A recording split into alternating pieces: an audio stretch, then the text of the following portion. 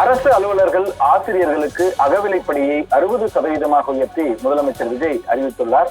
இது தொடர்பாக வெளியிடப்பட்ட அறிவிப்பில் தமிழ்நாடு முதலமைச்சர் ஜோசப் விஜய் தலைமையிலான அரசு மக்கள் நலனை முன்னிறுத்தி மக்களுக்காக பல்வேறு நலத்திட்டங்களை வகுத்து செயல்படுத்த நடவடிக்கைகள் மேற்கொள்ள உறுதிமொழி அளித்துள்ளது என்றும், இந்த திட்டங்களை வடிவமைப்பதிலும் அவற்றை முழுவீச்சில் நடைமுறைப்படுத்துவதிலும் அரசு அலுவலர்கள் மற்றும் ஆசிரியர்கள் முக்கிய பங்கு வகித்து வருகின்றனர் என்றும் தெரிவிக்கப்பட்டிருக்கிறது.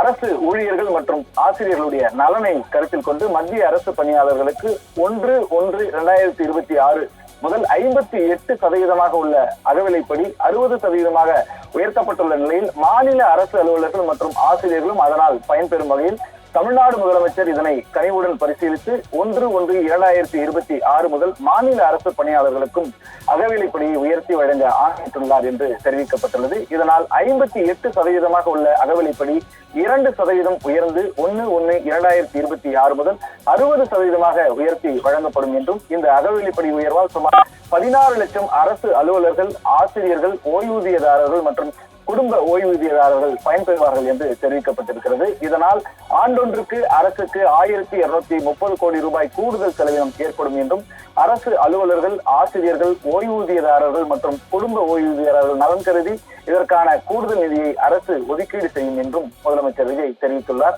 மத்திய அரசு ஊழியர்களுக்கு அகவிலைப்படி 60% உயர்த்தப்பட்டதை தொடர்ந்து மாநில அரசு ஊழியர்களும் இந்த உயர்வை எதிர்பார்த்து காத்திருந்தனர். விலைவாசி உயர்வு மற்றும் பணவீக்கத்தை சமாளிக்க அரசு ஊழியர்களுக்கு வழங்கப்படுகின்ற இந்த சலுகை ஊழியர்களிடையே மகிழ்ச்சியை ஏற்படுத்தி இருக்கிறது. மத்திய அரசு அகவிலைப்படி உயர்வு வழங்கியுள்ளதைப் போல மாநில அரசும் 58%-இருந்து 60% உயர்த்தி வழங்க வேண்டும் என்று தமிழக முதலமைச்சர் விஜய்க்கு NGO சங்கங்கள் கோரிக்கை விடுத்திருந்தன. இந்த நிலையில் அரசு அலுவலர்கள், ஆசிரியர்களுக்கு அகவிலைப்படியை 60% உயர்த்தி முதலமைச்சர் விஜய் அறிவித்துள்ளார்.